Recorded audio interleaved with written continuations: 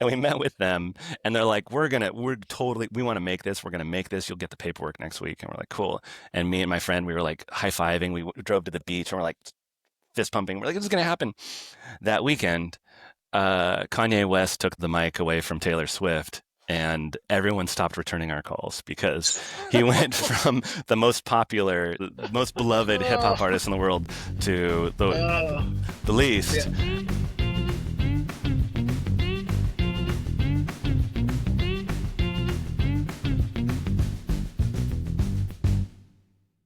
Hello and welcome back to the pod. We thought it would be easy. I'm Jordan Weissman. I've been making games for an incredibly long time, and and I'm very happy to have as my co-host here, Jonathan Grant, who's been making games for slightly less time, but at really, much more prestigious places than I got to work. Places like Zynga, Gas Powered Games, Microsoft, so on. And today we are super excited to have Kevin Konrad Hanna here to talk to us. Kevin and I got to work together briefly back on Crimson Skies. And but Jonathan, you know him really well, so I'm going to let you introduce Kevin today. Yeah.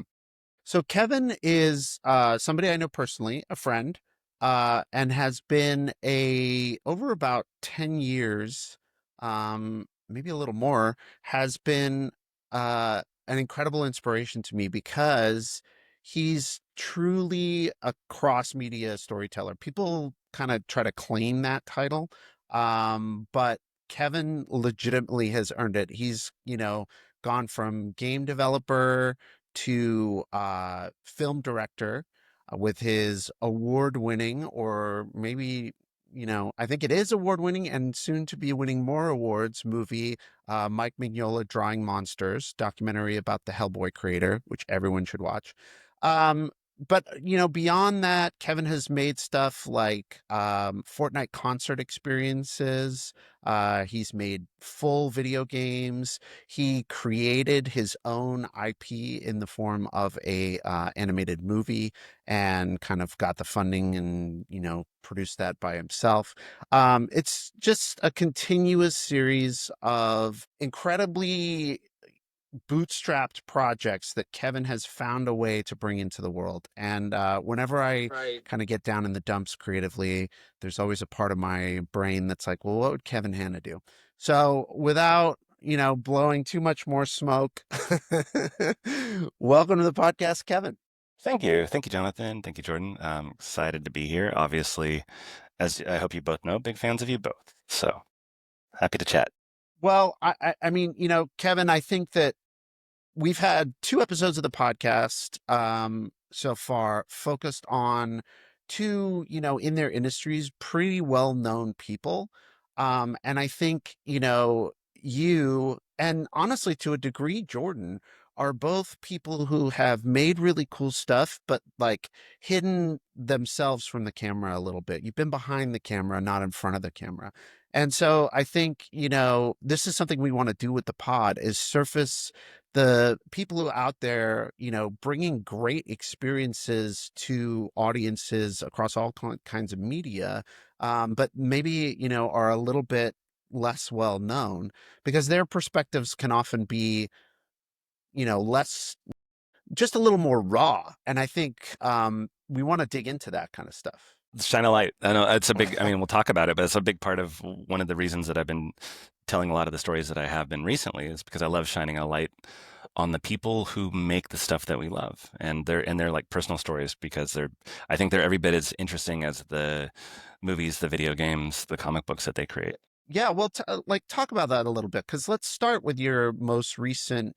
It's actually not your most recent project, but probably one of the most accessible projects that people could check out, which is the documentary about the creator of Hellboy.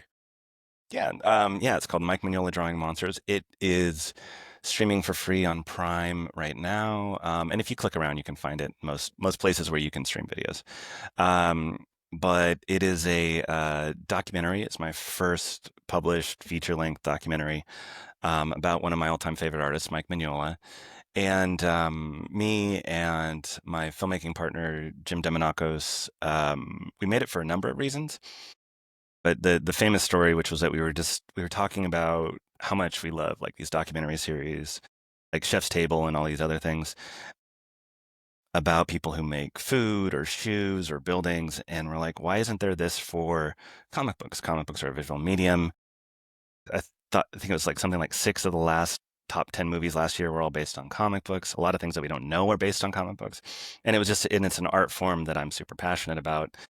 And we're like, someone should make this. Yes, someone should make this. And I had just started filming and doing a lot of interviews, documentary style interviews for the Sci-Fi Channel. And like at the end of that lunch, we're like, yeah, we should make this. And we talked about different creators that we loved. And for a number of reasons, probably not the least of which, Mike Mignola is our favorite. Um, we decided to do one about Mike. But also more than that, his story is like really interesting and really compelling. And if you're familiar with his art style at all, like you'll know it if you see it. It's super different than what everyone else does. It's very graphic, it's very minimal. And he is absolutely a person who found his voice. But there was so many reasons that I thought it was interesting. Was like he didn't really find his voice, or at least didn't be recognized for it until he was in his late 30s. He had kind of like a middling career, in his words, not, but he was kind of on the fringes, not super successful, and was not a lot of people's favorite artists, because he was kind of, again, in his words, a shitty superhero artist. He was drawing Spider-Man and Superman, and it wasn't quite clicking. And he's, as he said, he's like, I can't draw buildings, I can't draw cars, I don't make my superheroes look super heroic. He's like, I draw like creepy graveyards and do all this other stuff. And he got an opportunity in his late 30s to draw his own story, which became Hellboy. And he's like, and I just steered it towards everything that I loved and could do. And I took all the things that I was best at in life and I put it into that. And that's when things started to click for him. And so like by like just shy of his 40th birthday, he finally was like, oh, this is what I was meant to do. So I always found it really, like, I found that story really moving. And then, the story doesn't stop, because then it becomes a franchise. And then it suddenly, now he was the quiet guy who wanted to draw in a corner. And now suddenly he's in charge of the third largest comic book universe outside of Marvel and DC. And so now he's got to like collaborate with a lot of people and collaborate with Guillermo del Toro, who became one of his best friends and worst enemies. Like, yeah, and we were able to dig into all of it. We were able to sit down when both Mike and Guillermo were like, careful, we don't want to like talk about our feuding or anything. And then the camera started rolling, and then they're like, okay, here's what I want to tell you. And they just kind of spilled their guts. And it was a very sweet story, because they're like, we fight, but we're brothers, brothers fight. He's like, we have a very deep friendship. And so, sorry, But you so got me talking. I love this story. no, So I love it. But yeah, I want to ask you, because this is such a Kevin Hanna thing. Okay, cool. You're sitting around at lunch yeah, like, oh, I want to make a documentary. Let's yeah. make what I'm gonna make a documentary about this guy.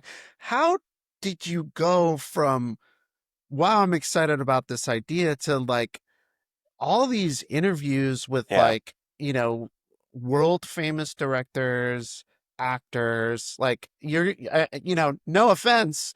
As I said in the intro, I have a ton of admiration for you, but like, I don't know how you did it, man.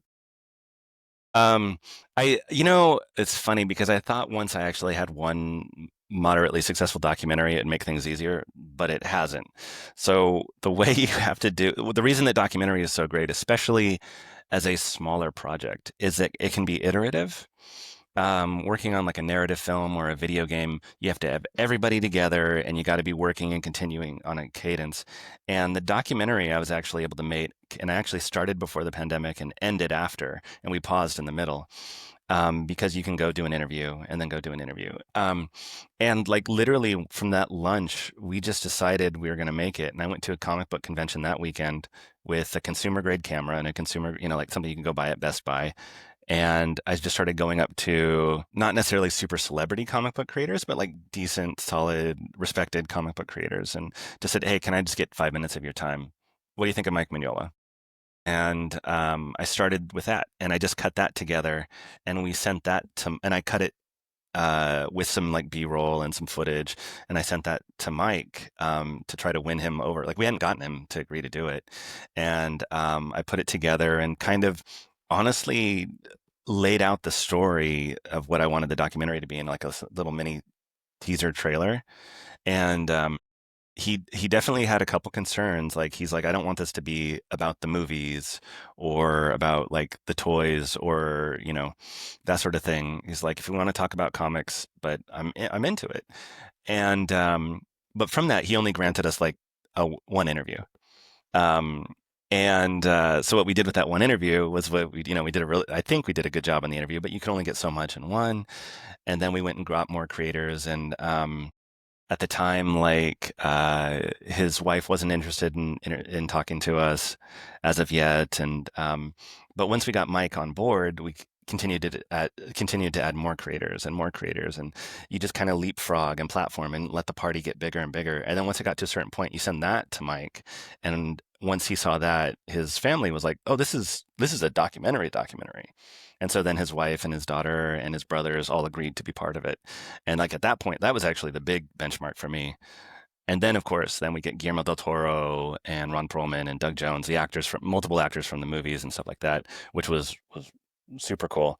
But it's about like it's again, it's like a perfect art form for especially like a small scrappy startup person like myself, because you can kind of go like this and like Yeah. this and like this and like this, Well, where yeah, like you said, it's like playing a platformer game, it's right? like Yeah, playing a platformer game. Yeah, you have to work it in incrementally, brick by brick, work your way up, right? And you do each brick has to be quality, has to be inspiring to be able to yes, then get the next group to want to sign on with you.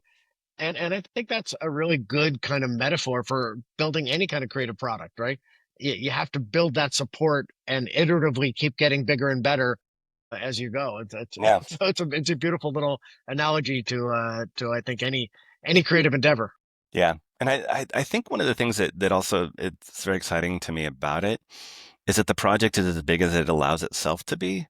Whereas like, I had such a nightmare scenario. I actually made it this animated narrative film called The Clockwork World based on a graphic novel that I created.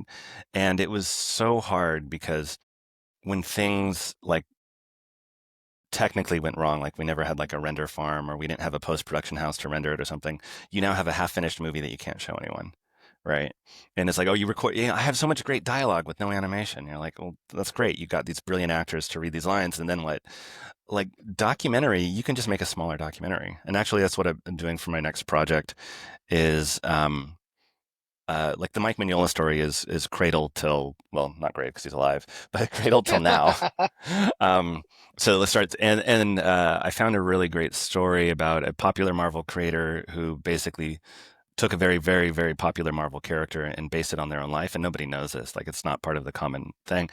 And I was like, there's a big story there. There could be an entire biography, but as kind of a experiment, I wanted to make something that's just like 20 minutes long that just shows their journey surrounding this one character and how and the elements that are parallel between that. And you can do that. And I'm like, you know what? Sometimes it's going to be this 90-minute feature film with an original soundtrack and celebrities, and sometimes I'm just going to do something that's 20 minutes. It's just a beautiful little vignette portrait.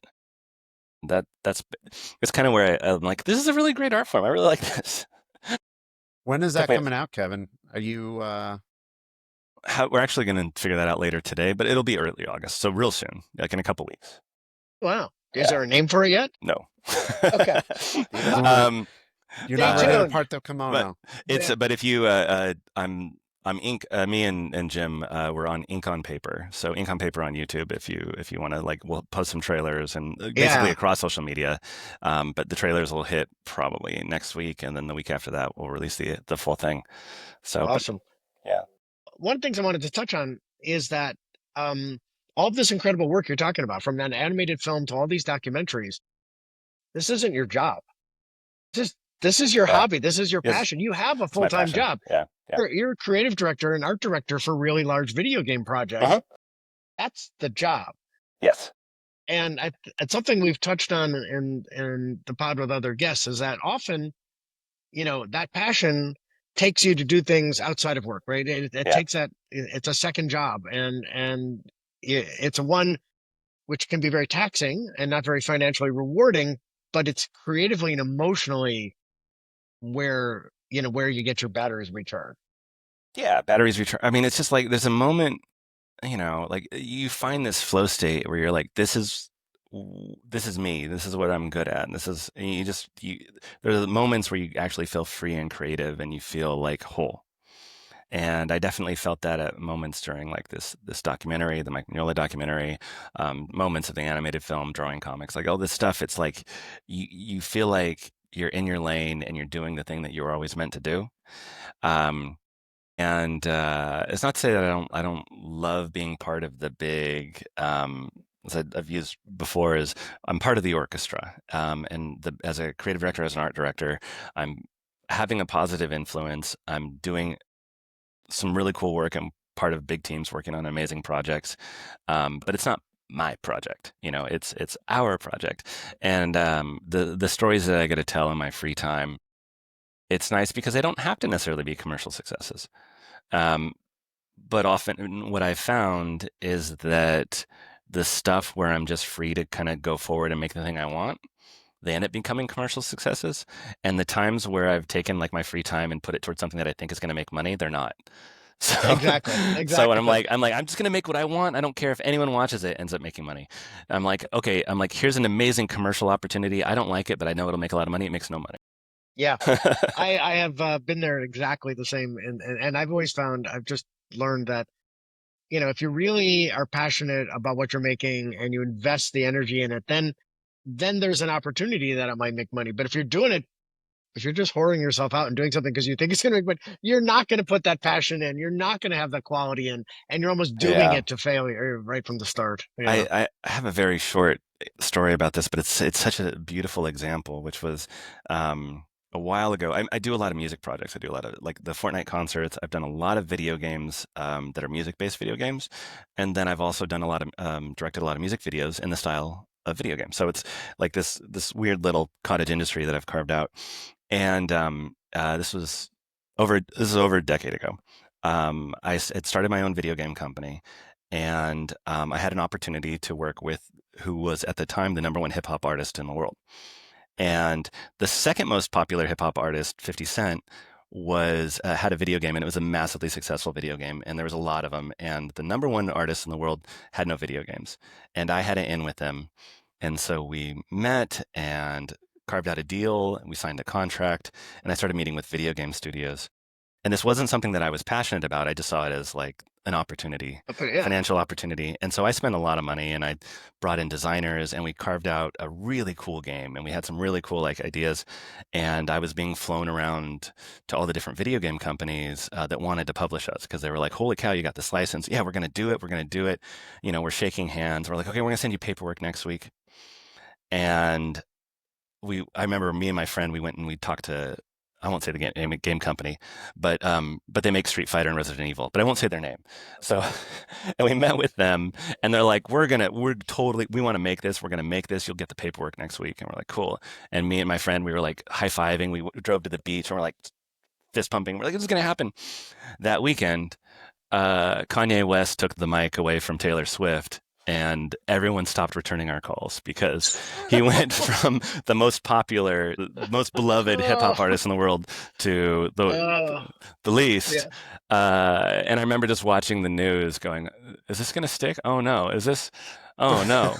Um, but again, it wasn't a passion project. It was something. It wasn't salvageable because it wasn't a passion project. It was something that I was doing because I was throwing money at something, trying to make money. And when you do that, sometimes it pays out. Sometimes people can yeah, absolutely make that pay out. But I was thinking about that. I was like, if I had just stuck to my guns and just made a cool, passionate video game or animated project that was me and not trying to tie my wagon to someone else who was more successful or viable, then I might have had something.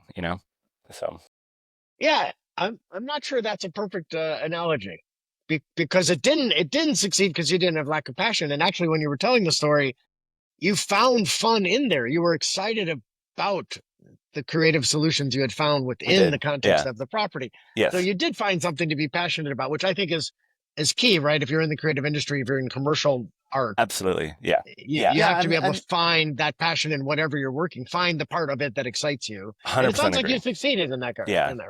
Yeah. well, but I mean, this is something that I think is one of the things that is really inspirational to me about working with Kevin. and kind of is a great lead into a question I wanted to ask, which is like, you and I worked together at Zynga, and at Zynga, it was incredibly difficult to thread the needle. And what I mean by that is like, it was very, very hard to get through all the hoops that the company would put in front of you, to be able to take a project to basically from concept to green light to go live. And I saw you run at those hoops over and over again with from different angles with you know different with like no diminishment of enthusiasm, and I think that's happened on some of your later projects as well, where you had multiple approvers, different IPs, and you do find a way. And I think this is something that like a lot of people who maybe listen to this podcast who are younger or don't have that much experience in creative enterprises. When you get to these projects where people are spending tens of millions of dollars, Yeah. the a big part of the game becomes not building the product, but just getting through the hoops. So, like, how do you do that, man? Like, how is it that you are able to find joy Yeah. and inspiration in that process? I think survival in this industry, and I'll just say this industry being creatives, and that can be games, film, whatever, is to be able to, the ability to move passionately but hold loosely. And if you can't do that, you're going to get demolished. And I've had friends who are so talented, and you see like um, a decision that had nothing to do with their work come down, and they're like, "Oh, this is we like what you're building, but we want you to make it about dogs instead of cats, or we want you to make it about the celebrity and or something like that," and they just get demolished and they check out and they start phoning it in. And you can't do that. You have to find something, a seed of something where you can find what is your in, what is the thing you can tell yourself that you are excited about that. Is it selfish? Like, this will be a good portfolio piece. This will give me a chance to hone my skill with dialogue. This is a chance for me to work with some of my favorite people on earth. Like, you have to find something, and you have to be able to, especially as someone who is often has director as the second half of my title, you have to be able to project that to the rest of your team. Exactly. Yeah, And if that and if energy projection is key. is huge, Absolutely. huge. And if I can't find a thing to be excited about, everyone around me is going to know. And they're like, well, Kevin doesn't like this, and Kevin's checked out, and Jordan doesn't like this, and he doesn't believe in the project. So why the heck should I? And you have to find the thing and go, okay, here's the aspect of it. Gosh, it's a silly story, but um, when I was an art director at Disney, I was working on Hannah Montana, of all things. And that was not a property that a lot of people were excited about. Or at least, I'm sorry, as you can imagine, core game developers were outside of the target audience. Also, I'll put it that way. So there was a lot of people who liked Hannah Montana, but they were not necessarily game developers. And the game developers, I met with them, and you could tell they were kind of like lukewarm, phoning it in. And they were, professional and everything. But I was like, all right, let's check this stuff at the door, guys. What do you want to work on? And they were like, I'm like, what you have concept art on the wall. What is this for? Tell me about the project. And you see that thing where someone gets excited and their hands start to shake and they lean in, and they started telling me about this point and click adventure game they wanted to make, this like modern day Sherlock Holmes, but with like cool young people and stuff. And the more they talked about this, I was like, I'm just nodding and feeling what they're putting down. And I was like, at the end of their like excited spiel, I was like, couldn't this just be Hannah Montana? And they're like, wait, What? what? And yeah, yeah, yeah. And I was like, no, think about it. Everything you just said, like all these designs, the point and click adventure game, all this stuff. And something clicked. And I think something succeeded, and suddenly they were really passionate about this game that they wouldn't have been otherwise. And that game actually came out really, really well. You can look it up. It's the Hannah Montana DS mystery game or whatever, and it's got incredibly good reviews. IGN said, "I don't know why this is like my favorite game. This is not a game I wanted to review, and this ended up being my favorite game." And you see that where it's just like there's the opportunity in so many of the things that we build that don't sound necessarily good, but you can find a way into it and get excited and make something good out of it. Yeah, I love this story. And it's also a good example for why you have the word director at the end of your title often, right? Is that you help Sometimes. people find that passion and connect their passions with the projects. One of my long-term collaborators is Dave McCoy, and he always phrased it um in a way I loved, which is, okay, I'm not digging ditches, I'm making cool stuff. So if someone tells me they don't like what I made, that means I get to make more stuff. Yeah. And it's like, that's, as you said, you have to be able to let the one you made go and make a new one, right? And Yeah. invest yourself in the passion of the new Yeah. one, but you're still making cool stuff. So, Yeah. you know, like, And I, you know, put on your big boy pants and go back and, make fun stuff. yeah, and I think it's okay to take like time and like mourn the loss of the thing that you built, but you can't let it stop you. You can't let it define you. You go, okay, I'm gonna go take a day. My game got the video game they hired me to do got canceled for nothing to do with me. I'm gonna go take a day off and take a breath, but then I'm gonna come back tomorrow and I'm gonna fight. Um, but I I, also, oh, sorry, go ahead, Jonathan.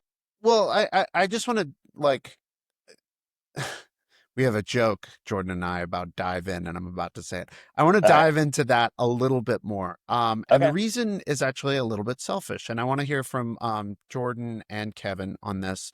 Um, Something I have always struggled with creatively is like frankly is like bravery, because everybody feels the pain when something that they care about and have invested in either tanks because of not a choice that they made, or frankly tanks because of a choice that they did make.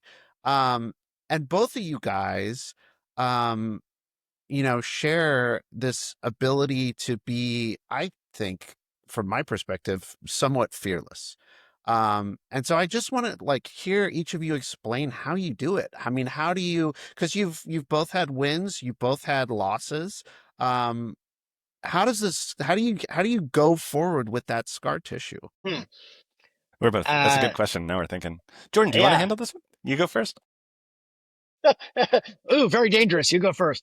Um, I, I think you do have to. I think I agree with Kevin. You mourn your loss a little bit, right? And you mourn the impact that loss.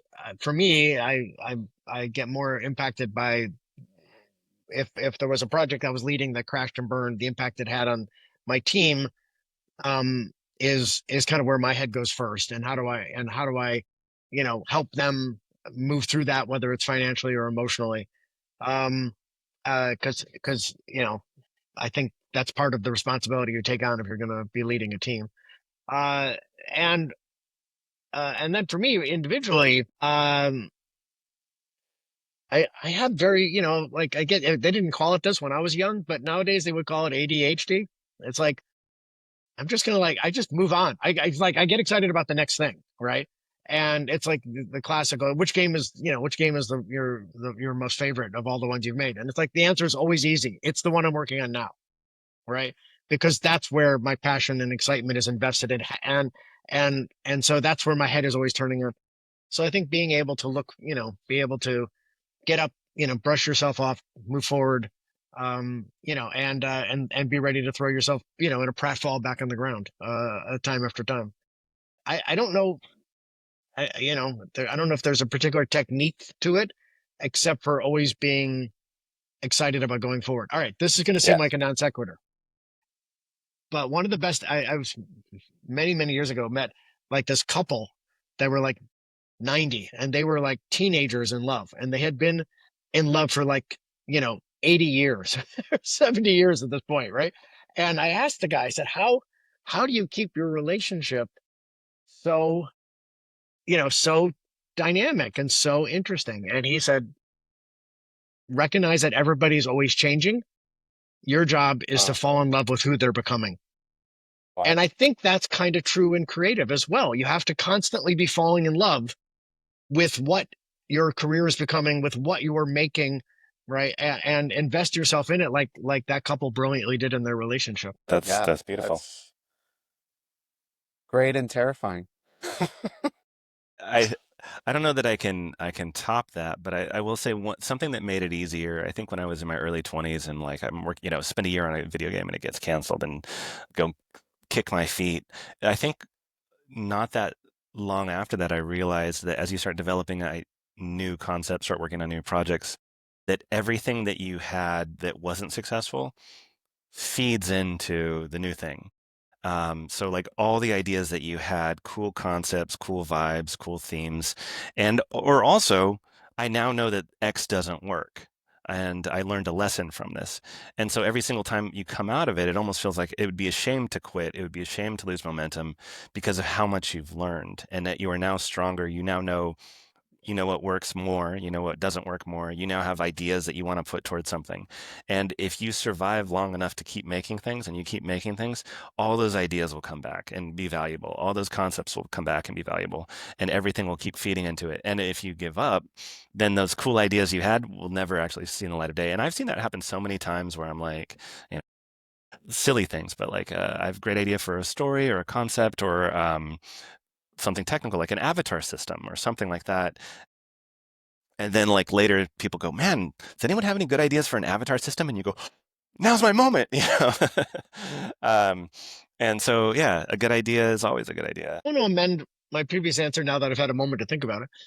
Mm. Because I've been thinking back through like, what do I actually do? And it's not just pick myself up off the ground because I've already thought about what I'm doing next, right? For me, like the my wife says I can take any simple idea and make it really complicated because the industry we live in, these are hard things to make. They're big and they're complicated, and that part is not my fun part, right? Like the fun part is the clean sheet of paper, and the building of the team, and then the hard part for me is the years of months or years of kind of the long iterative technical and iterative creative work to get that to be honed. And so to alleviate the stress of that, and you and I were talking about this in the context of like the work you do at home, right? Like the documentaries you're making and the films and the comics, right? Those help you do your day job be- Totally. because they give you that creative outlet. And I'm always doing that too. I'm always like when I'm in the midst of like production on one, to relieve myself of that, I'm thinking about the clean sheet of paper for the next. And so when the current one hits problems, I relieve it with the creative freedom of the next one, you know? And so I'm kind of always feathering the nest. I'm always laying track, so that I'm not, I'm rarely at a point where I'm like, I don't know what to do next. I've already somehow been mentally building that as a fallback, as like what I can work on next in my head to move forward. And not necessarily a fallback in the sense of a financial fallback, but a fallback emotionally and creatively. Yeah, Is that yeah, true? exactly. Yeah, a place to have that unfettered creative output. Something we were talking about on a recent conversation we had with Mitch Gittleman, but um, much more of I think a lot of work is going to be, you know, creative work is going to increasingly be stuff we do at home, right? Or not as part of our official jobs. And I'm thinking about my youngest son, who's an incredibly talented artist and composer, and writer. And he finally came to the conclusion he doesn't want to make art for others. Mm. He wants a job where he can just go work a job and then he can come home and make art for himself, and I think that's a really good bit of personal realization and, probably give him a much happier life that he's figured that out. I think speaking about that a little bit and like the career, right? How do you have a career? And also, frankly, in a question about like how are you brave enough to go do this stuff, sometimes frankly with no safety net underneath you.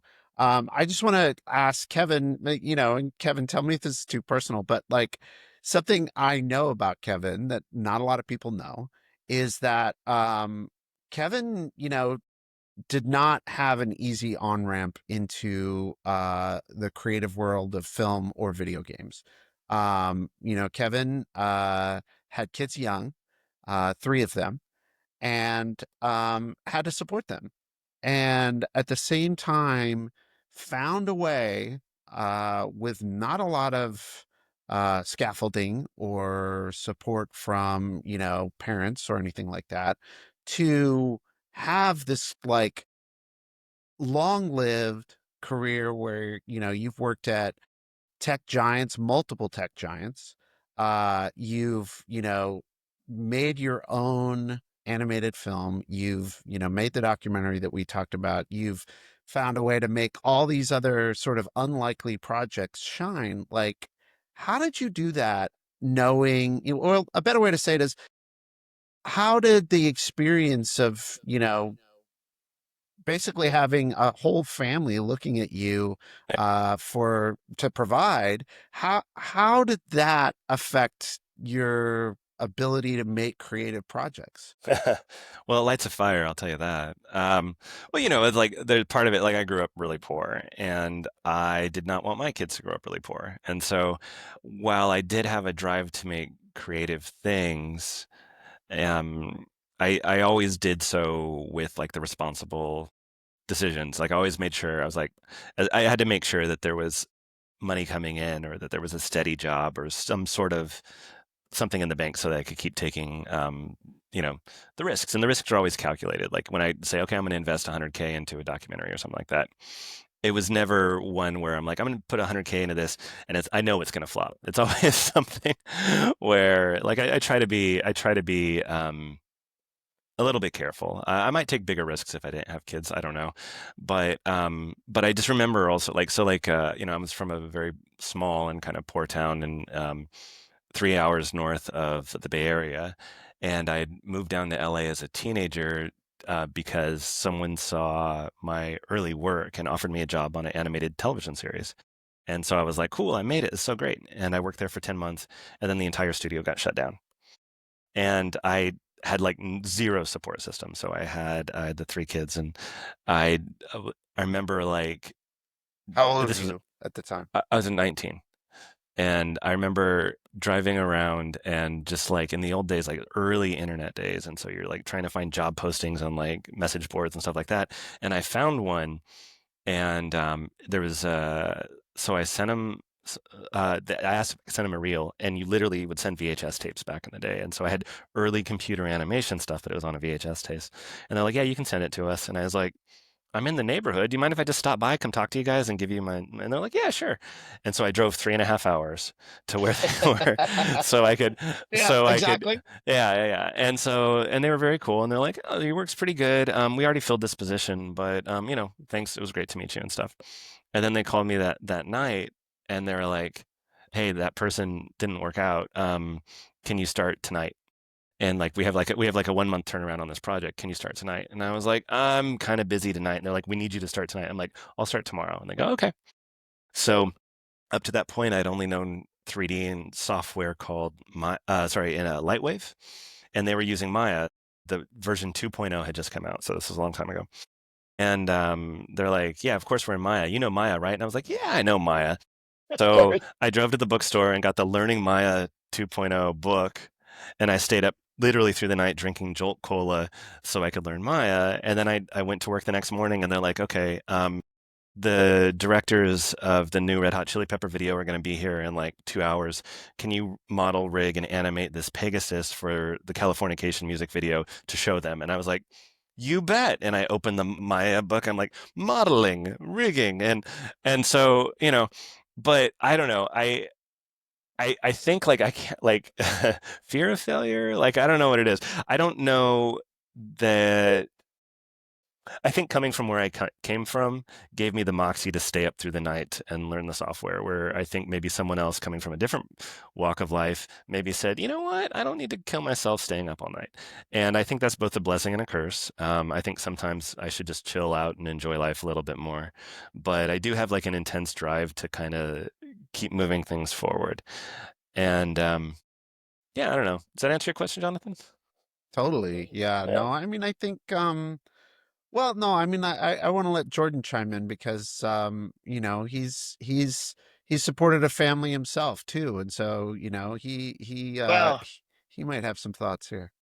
yeah, I mean, first that I love the story where you start a new job and they then ask something patently impossible on the first day, right? Like Yeah. 2 hours, and especially in those days, to Yeah. model and rig a character in 2 hours, and it's not even a humanoid character. It's like just yeah. See, if you were more experienced, you would have just known to initially say, "Yeah, fuck you." but you didn't know. And I do think that's part of what we talk about how these creative industries are often fueled by young people, and part of what that reason is because they don't know what's not possible, they make it possible, right? As you get older and you start to realize how impossible that request is, you wouldn't have even tried, right? Yeah, true. But you didn't, and so you dove in and made it happen somehow, I assume, because you still kept the job. Yeah, yeah, finished, and we finished the video, and uh, that video kind of, I was very fortunate. The video was pretty successful, Californication, and that's what got me the offer at Microsoft, where I ended up working with you. and yeah, and the world just gets smaller and smaller.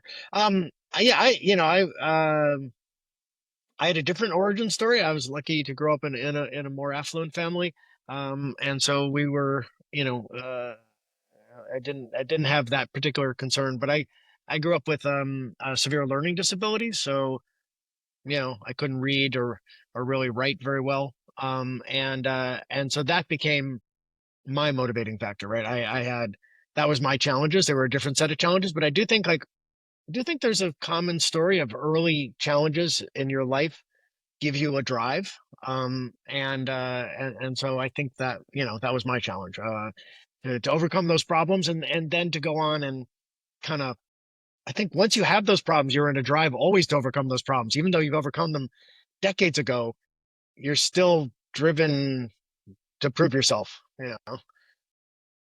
so I think it does stick with you. Jordan, I've been kind of dominating because I've loved getting Kevin on the hot seat here. Well, something that you and I, Kevin, have talked about a little bit briefly before is um, there's a certain weird creative arc or well, career arc that as you climb up the creative ladder and you move more and more, and then you get that term director behind your name, Yeah.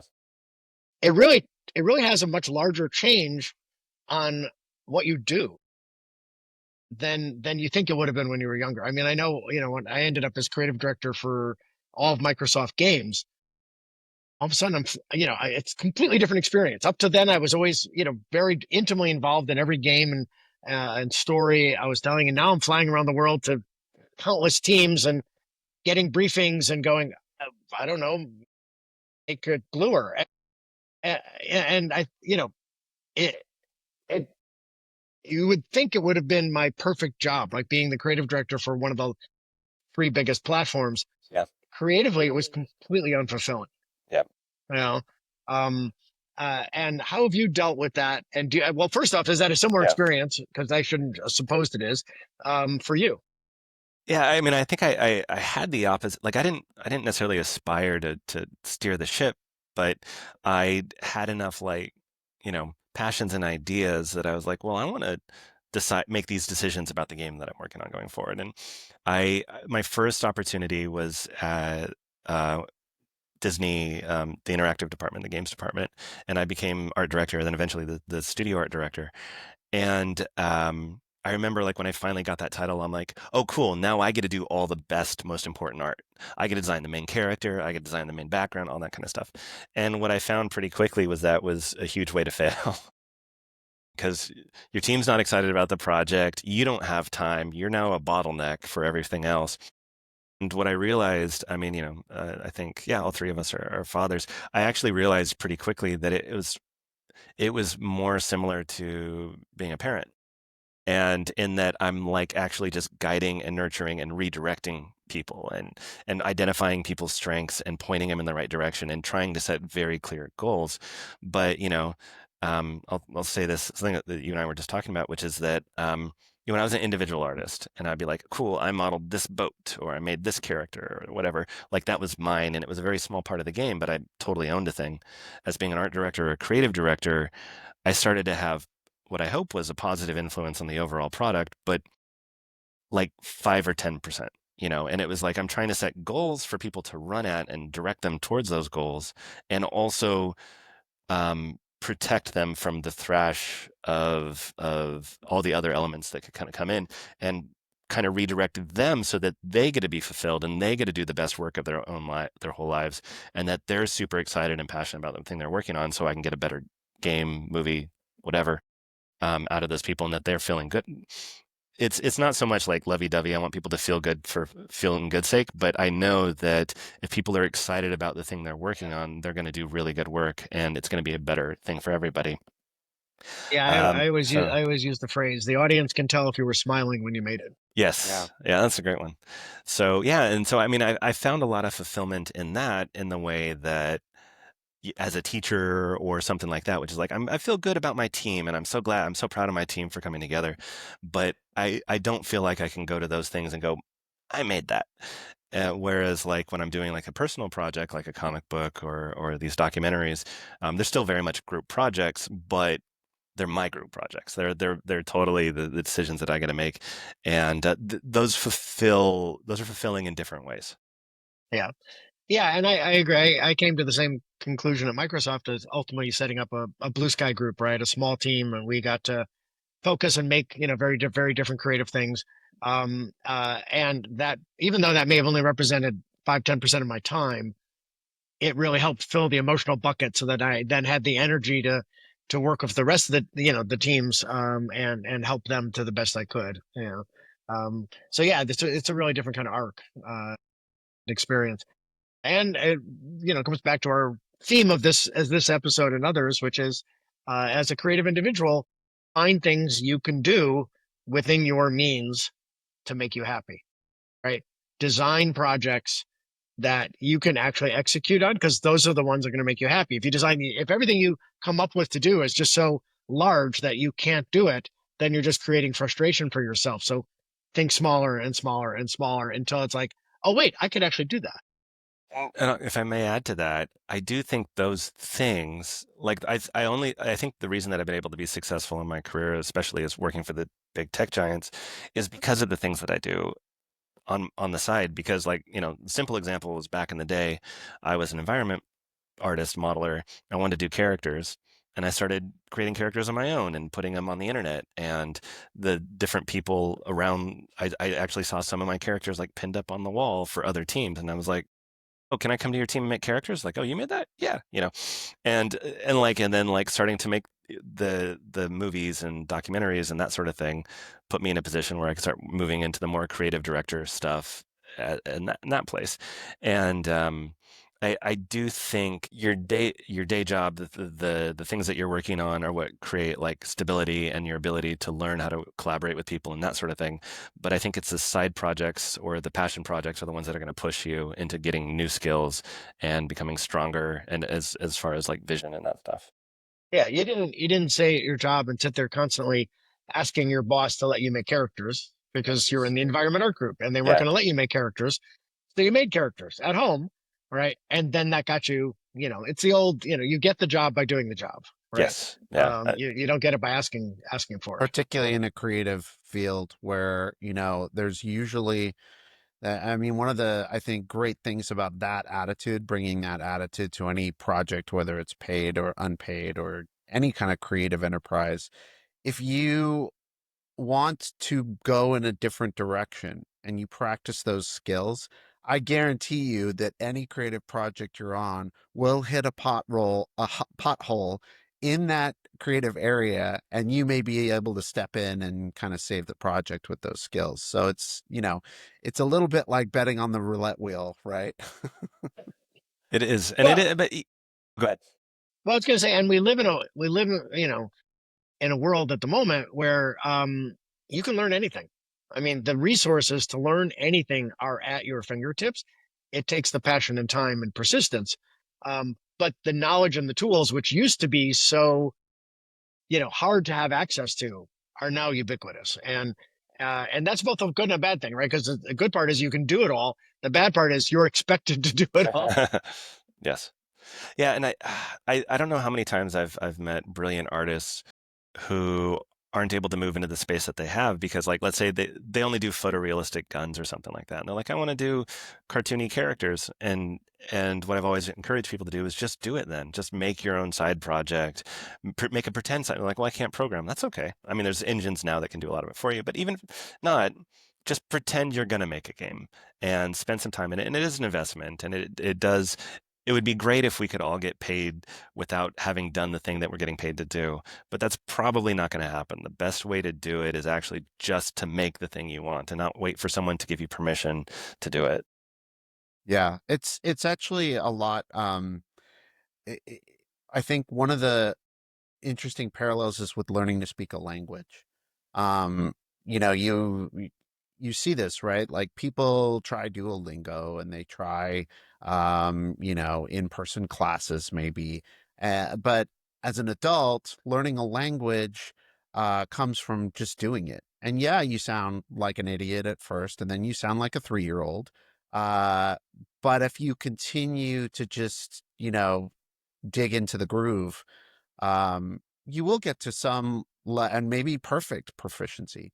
And I think that that's it's one of the best analogs I've found to encourage people is like, hey, just go practice, right? Go speak French.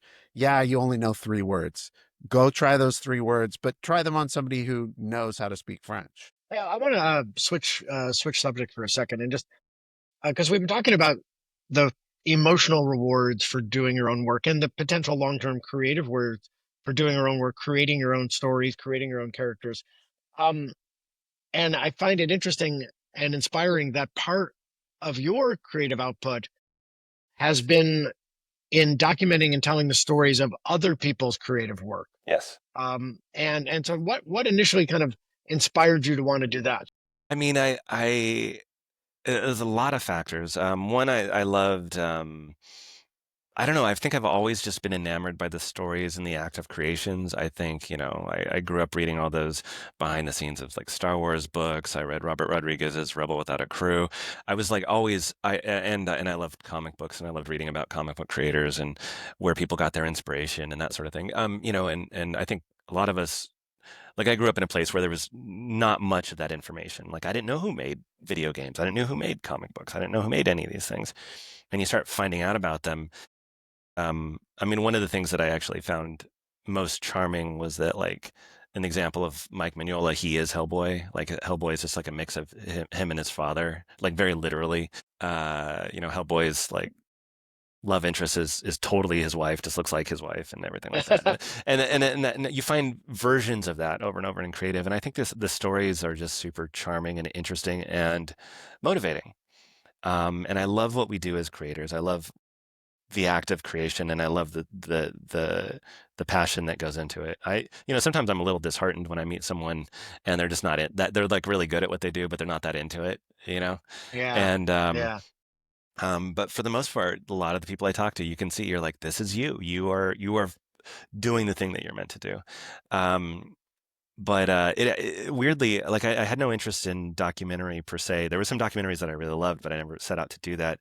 But my first animated film was so challenging that I was filming some of the behind the scenes for that, and I started showing some of the interviews and asides that I did for that to some friends, and they're like, "This is better than the film." The Wow. making of the thing is better than the thing, and I really loved it, and I really loved that sincere human story about it. And I think, How do you yeah, take that feedback, which has, I mean, again, I know you, so I know that yeah, making The Clockwork Girl was one of the yes, most painful experiences you've been yes, through creatively. How did you yes. take that feedback where somebody told you that all of that work, they were more interested in something you just, filmed as a side? And how did you turn that Yeah. into inspiration, man? I mean, I wasn't surprised. I knew for all the reasons that the production was challenging. I knew that the Clockwork Girl wasn't coming together. And, there are elements of it that I still liked, but for the most part, I mean, this is another movie I think you can watch it anywhere. Most of it doesn't work. Most of it's not working. Uh, it it was still. But you're still proud of it, right? I'm. Proud is a weird word. I am proud of the work that me and the team were able to do despite all the adversity. I would never point to it and say this is a good thing and this is the best of what I could do or anything like that. And it's not like false humility. I am proud of the Mike Mignola documentary. I point to it and go, I think it's pretty good. I think it's pretty good. I think most people would watch it and agree that it's pretty good. Uh, um, uh, yeah, I Could don't you have know. done the Mike Mignola documentary without doing Clockwork Girl first? No, no. And I think a lot of I mean maybe some of it came from the failure of it and some of the sorrow from it, which is this sounds really whiny and selfish, but I kind of wanted okay, so this is a long way around. A comic book by Kyle Baker that I really love called The Cowboy Wally Show. And there's a part in it, it's about this celebrity and who lived the most toxic life. But basically, he was contracted by a major studio to film Hamlet, but then he was arrested. So he filmed it in prison with like, and so everyone's doing like dressing up using like sheets and trying to do it in prison. And, and there's a moment where he says, I'm so proud of that film. And the reporter goes, I don't know why, it's terrible. And he goes, I made it for in 3 days in prison. And sometimes that's how I feel. And I'm like, I want people to know that aspect of it. And so I think maybe the selfishly part of me wants to go like, yeah, the Clockwork Girl's not very good. And you're like, you have no idea what we went through. Right. And as I selfishly want to like convey that, I start thinking about what other people went through to create the things that they created and the incredible stories. And it's like, what do we love? We love these stories about triumph. We love all the superheroes that we love. There are all these people about overcoming these great odds. And so much of the stuff you love was created the same way. The comic book creators, whether it's the Fantastic Four or Captain Marvel, like these are people who were like couch surfing and struggling, but believed in their vision and believed in something they wanted to do, and were told no, no, no, no, no, and then it hit. And I love those stories. I think those stories are amazing, and they keep me doing what I do. And what a great kind of wrap up for the episode, because that is indeed, I think, the reality of all creation. I've often used the phrase "birth is pain." Just ask your mom. Um, you know, so it takes works and adversity to make creative things. There's no question about it. Well, thank you so much for sharing your story with us today and talking to us in some really inspiring words. Oh no, So, thank you. Yeah. let's do some quick shout outs on, your on those works. Um, Drawing Monsters, you can watch right now on Amazon, did you say?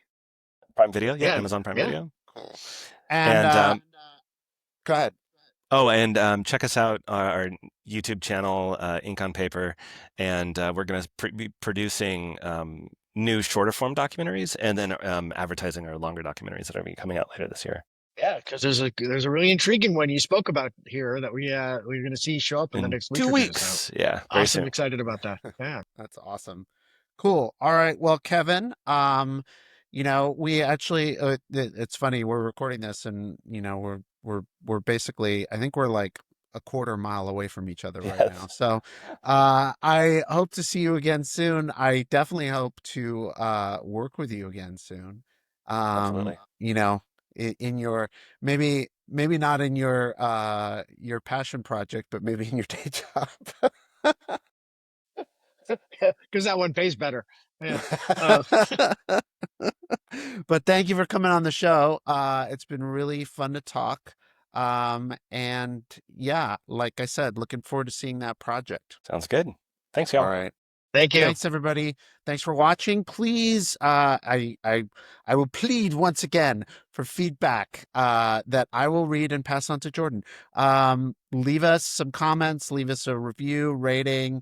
We're not afraid of criticism. So if you have anything that you would like us to do more of, do less of, dive deeper into.